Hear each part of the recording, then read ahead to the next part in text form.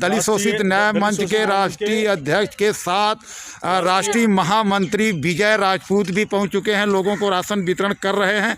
ये लगभग सुबह से शाम तक इनका जो प्रक्रिया चली आ रही थी, लगभग 100 से ऊपर पार कर चुके हैं। राशन किट दिए, वहीं पे बिस्कुट का भी वितरण किए हैं। तो विजय राजपूत जी भी रवि जी के साथ लगातार कंधे से कंधा मिला करके और दलित शोषित न्याय मंच के सभी कार्यकर्ताओं के साथ राशन वितरण का काम करते रहे। जी हाँ, आप देख सकते हैं, ये हैं विजय राजपूत जी, जो दलित शोषित न्याय मंच के राष्ट्रीय महामंत्री के रूप में हैं। और आप इस अभी तक देख रहे थे जो रवि जौहरी जी राष्ट्रीय अध्यक्ष जी ने वितरण किया, वहीं पे इनके कई कार्यकर्ता हैं जो लगातार राशन वितरण कर रहे हैं। जानते हैं कि जैसे कि लॉकडाउन का तीसरा चरण चल रहा है, जिसमें दलित शोषित न्याय मंच के राष्ट्रीय अध्यक्ष रवि जौहरी जी का पर डे कहीं ना कहीं भोजन वितरण करना, बिस्कुट वितरण करना, सैनिटाइजर किट का वितरण करना, फ्रूटी का वितरण करना, वहीं इनका उन महिलाओं को राशन वितरण कर रहे हैं जो घरेलू कामकाज को देखती थी और आज लॉकडाउन की वजह से उनका घरों में आना जाना बंद हो गया है। यानी उन लोगों तक अभी सरकारों का कोई ध्यान नहीं पहुंचा है। वैसी महिलाओं का सेवा करना, वैसी महिलाओं की मदद करने का जो फैसला दलित शोषित न्याय मंच के राष्ट्रीय अध्यक्ष रवि जौहरी जी का है, वो आप देख सकते हैं। कुछ लोगों को राशन वितरण करते हुए आज उन्होंने सुबह से शाम तक करीब 100 राशन किट का वितरण किया है। आप देख सकते हैं ये कितने लोग हैं और किस प्रकार से इन्हें राशन किट दिया जा रहा है। जी हाँ, आप देख सकते हैं ये बहन जी को राशन किट देते हुए ये रवि जौहरी जी दे रहे हैं, आप देख सकते हैं। जी हाँ, आइए आप पूरा तरीके से देख सकते हैं। आप इस समय किसी भी प्रकार की राजनीति नहीं है, केवल प्यार से, इनका कोई स्वार्थ नहीं है, लेकिन इनका सोच रहता है कि उन गरीबों को पहुँचे। तो इस तरीके से आप देख सकते हैं सोशल डिस्टेंसिंग का भी बहुत अच्छा ध्यान दे रहे हैं और दूरी बना करके लोगों को राशन किट वितरण किया जा रहा है। या आइए आप भी आ जाइए, इसमें लाइन में रहिए। जी हाँ, देख सकते हैं।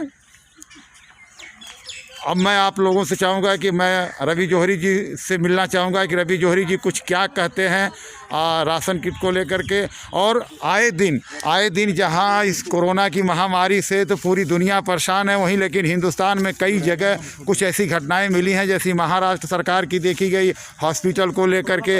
आंध्र प्रदेश में गैस रिसाव से 11 मौत हुई हैं। वहीं पे कोरोना की वैक्सीन की तैयारी चल रही है, पूरी दुनिया जहां मुस्तैदी से है। आइए कुछ सवालों के साथ हम जानना चाहेंगे दलित शोषित न्याय मंच के राष्ट्रीय अध्यक्ष रवि जौहरी जी क्या कुछ कहते हैं। जी हाँ, आइए मैं उनसे मिलवाता हूँ रवि जौहरी जी से। आज ऐसे परिवारों का चयन किया है जो घरों में चौका बर्तन करते हैं महिलाएं, और ये एक ऐसा वर्ग है जो जिनकी कोई स्थायी आय नहीं है। ये आसपास के घरों में जाकर लोगों के कपड़े धोना, लोगों के घरों में बर्तन मांजना, उनके साफ सफाई का काम करना। अब ये लोग इतने असहाय बेचारे, इतने बेबस हैं कि परिवार का इनका जो परिवार का पालन पोषण का जो एकमात्र साधन था वो पूर्ण रूप से नेस्तनाबूद हो गया है इस लॉकडाउन के चलते। क्योंकि कहीं ना कहीं जिन घरों में, जिन परिवारों में ये काम करने जाया करती थी महिलाएं, इस कोरोना वायरस की बदौलत वो कहीं ना कहीं उनके मन के भीतर एक भय का माहौल हुआ कि वो किसी भी बाहरी व्यक्ति को, अन्य व्यक्ति को अपने घर में नहीं आने देना चाहते। अब वो इससे क्या है कि इनका जो एकमात्र रोजगार का साधन था वो पूरी तरह मतलब ख़त्म हो गया। तो मैंने ऐसे परिवारों को चुना और उन ऐसे परिवारों को चुन कर मैंने, और हमारे राष्ट्रीय महामंत्री विजय राजपूत साहब हमारे साथ हैं, और इनके सहयोग से, इनके माध्यम से सोनू जी हमारे साथी हैं। हाँ, हमारे साथी हैं सोनू जी, ये हमारे बहुत अच्छे सहयोगी हैं। और ये कहीं ना कहीं ये जो भी वितरण हो रहा है, जो भी ये भोजन वितरण हो रहा है, मास्क वितरण हो रहा है, सैनिटाइज वितरण हो रहा है, ये हमारे जैसे हमारे स्तर पर जो बन पा रहा है हम कर रहे हैं। लेकिन इसमें जो सबसे बड़ा सहयोग है, जो अहम भूमिका है, वो कहीं ना कहीं इसके लिए मैं धन्यवाद देना चाहूँगा हमारे राष्ट्रीय महामंत्री विजय राजपूत साहब को, कि आज इस लॉकडाउन के चलते, इस कोरोना जैसी महामारी के दौर में कहीं ना कहीं इनके हृदय में उन लोगों के लिए वो भाव है, वो पीड़ा है कि ये मुझे आए दिन निकलते के साथ ही ऐसे लोगों का जिक्र करते हैं जो निहायती ज़रूरतमंद हैं। और इनका कहना होता है कि उठो और निकल पड़ो, करना है। तो मैं दिल से धन्यवाद देना चाहूँगा हमारे राष्ट्रीय महामंत्री विजय राजपूत साहब को, जो हमारे दलित शोषित न्याय मंच के राष्ट्रीय महामंत्री हैं। दलित शोषित न्याय मंच के राष्ट्रीय महामंत्री हैं, अभी तक आपका ये संगठन कितने लोगों को राशन बांट पाया है, कुछ कहेंगे? अच्छा है, जो पिछले महीने से 22 मार्च से जब लॉकडाउन आदरणीय प्रधानमंत्री जी ने ऐलान किया था पूरे हिंदुस्तान में, तो हमने ये अप्रैल से ये कार्यक्रम हमने आयोजन किया। माननीय अध्यक्ष जी हमारे नेतृत्व के, राष्ट्रीय अध्यक्ष रवि जोरी जी भाई के, और उसमें हमने राष्ट्र में कार्य किया उनके नेतृत्व में। और जितने भी ये बेरोजगार हैं, मैंने आपको परसों भी बताया था, और आज भी जो काम करती है मकानों कोठियों में, वो बेचारे बेघर है, जिनके घर में राशन तक नहीं पहुंच पा रहा।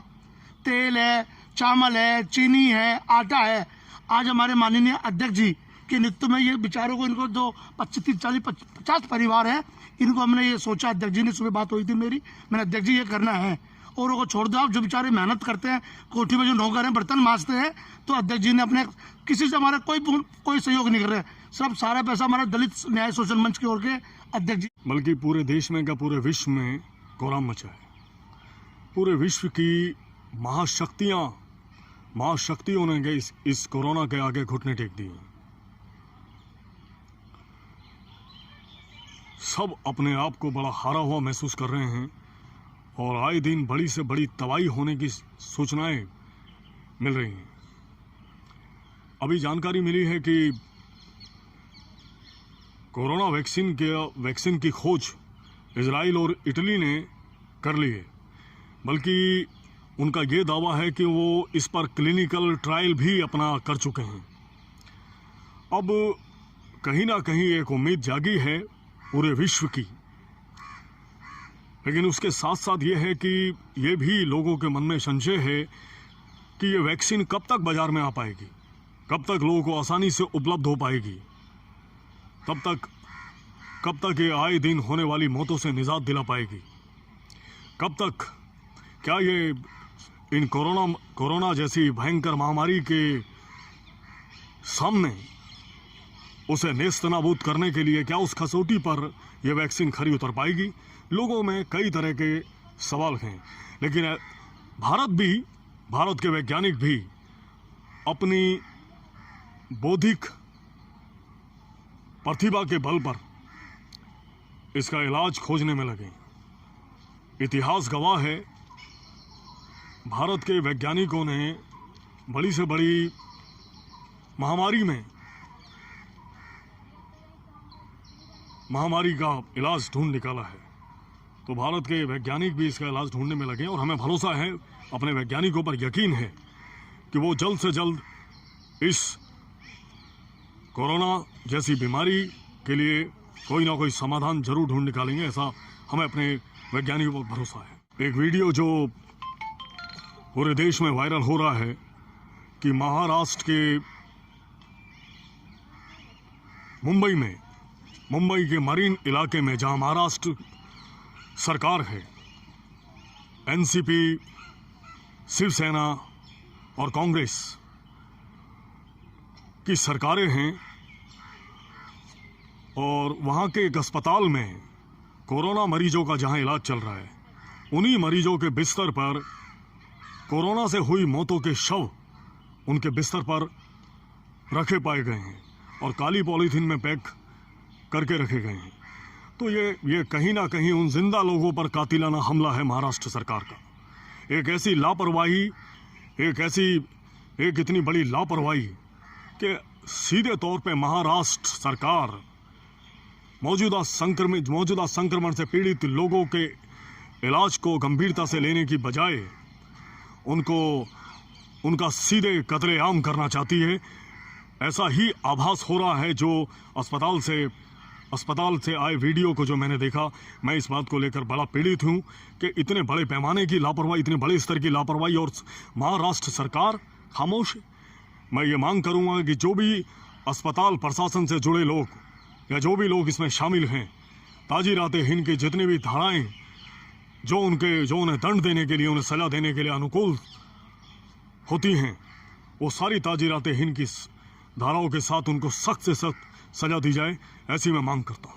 ये भी पता चला है कि आंध्र प्रदेश में विशाखापट्टनम में एक जहरीली गैस के कारण 11 लोगों की मौतें हो गई। इसमें कई बच्चे भी चपेट में आए, पशु पक्षी तक उस जहरीली गैस की चपेट में आए।